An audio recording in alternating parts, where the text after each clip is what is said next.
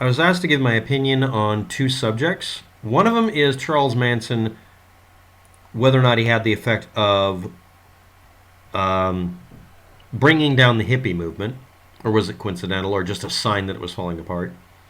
Was he an asset of the CIA? And this is actually based on a book that's 20 years in the making, as is stated, claiming the conventional story about him was wrong.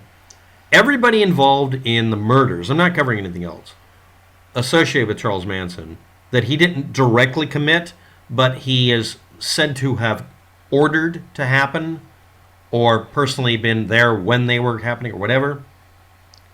So basically being a crime boss, organized crime thing.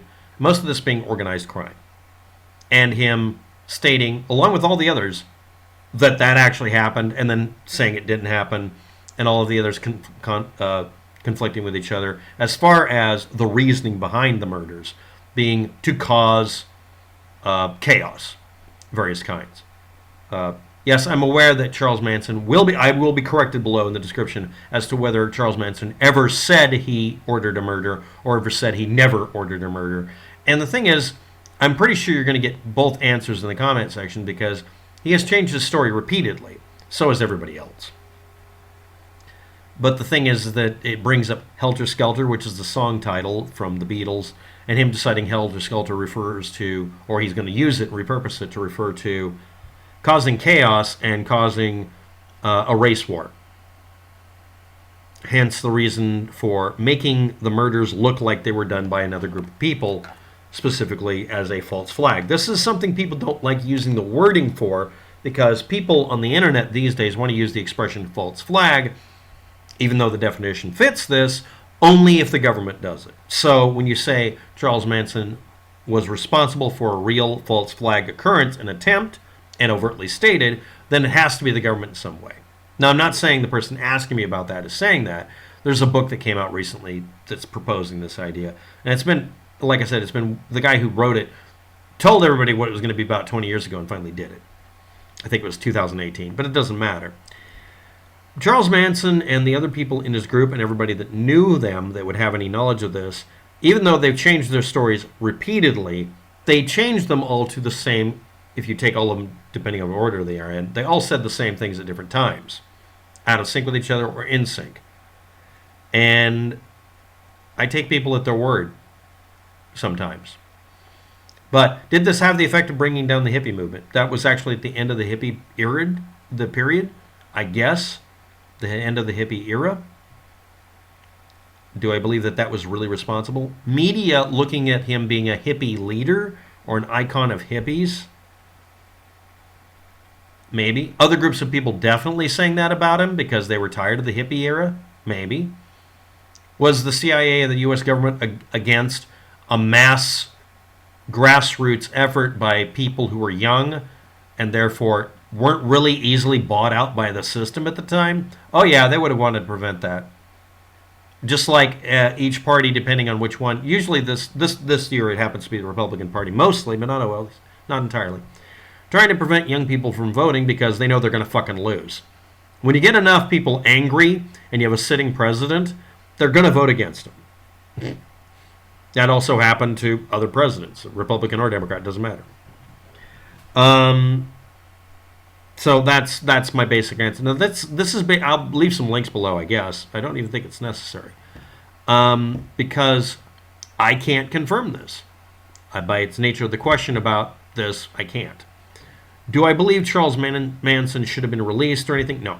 Do I believe any of the people involved should have been released? No, because when we have, if someone attacks me and I attack them right back and they die, it's considered justifiable homicide or justifiable manslaughter if I didn't mean to kill them because I'm defending my life and it was just a consequence of me not trying to get killed. It isn't acceptable if it's in the middle of a criminal act and we're fighting over who gets to shoot who at the bank. It would be considered murder or maybe just manslaughter. You see, the conditions by which these deaths happened wasn't straightforward, easily understood things that just required that a person in an act of passion or retribution or hate went after someone they knew personally, specifically to kill them for a reason or two. This was an occurrence of people doing these killings, in most cases, for a specific aim way beyond any other reason and could have resulted in an arbitrary killing of anyone. And that part there is the problem. Yes, a couple of the murders were specific individuals, but that's not the point. If you commit a group of murders to random people to have an effect on, let's say, stock prices, that's such a stupid fucking reason to do it. You should go to prison for a lot longer. And that seems to be what drove them being jailed or imprisoned or convicted or sentenced to death, because what they were doing wasn't something that on an animal level is understandable, even if it's illegal or wrong. It is unlawful. It is unlawful for me to take a propane tank, shoot a flare at it, and then punch a hole in it and blow it up, Duke Boys style. But if I did it because it was the only way I could keep someone from killing me, it's an unlawful act, but it would be excusable because it was the only thing I had available, because all I had was a 22 and a flare gun, for instance. Or maybe a flare gun with a 22 caliber insert. Waptech, who would be better off or have a better chance of getting home? A low-ranking Nazi in a Soviet Union gulag, or a Soviet low-ranking person in a concentration camp in Nazi Germany?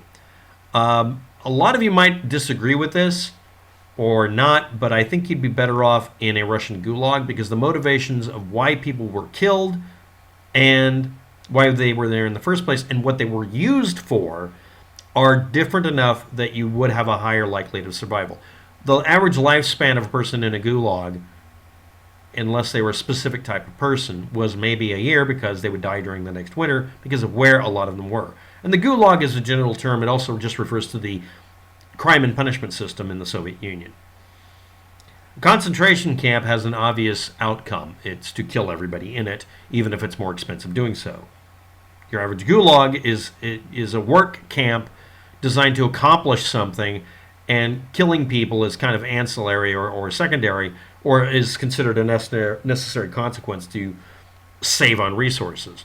A very different motivation. So I think it'd be better off in a gulag. I would assume that. I should also point out that one of the things that is understood about a gulag is, or any imprisoning situation, is you want to make sure that everyone in there doesn't think you're just going to kill them, or doesn't, and maybe hopefully thinks that they're going to get out. If they have no hope, suddenly bravery isn't even needed, or insanity. It's just flat out, I'm going to die anyway, and then they start thinking of destroying you. Your average prison guard is treated much better in a society where we have no death penalty. I can assure you there are people who are in have life in prison who have saved a guard from getting killed, not for points, but because they didn't want him to die, because they still had hope. They can live out their life. They just can't leave the prison. It's miserable, but it's not as bad as being killed. And they have hope, because they might get released someday. A gulag has that. A concentration camp would go out of its way to make sure people didn't know there was no hope, because that's dangerous. There are incidents in other countries and in history, in many countries, including the United States, where a group of people have been given no reason to believe that they were going to have any hope, who simply organized and simply removed their captors from power and vindictively destroyed them. And this has also happened enough times that people who run these sorts of places have learned to make sure there's at least a glimmer of hope. There's at least a possibility of getting out. Or at least not being so miserable that dying in a hail of bullets while you kill your captors seems better.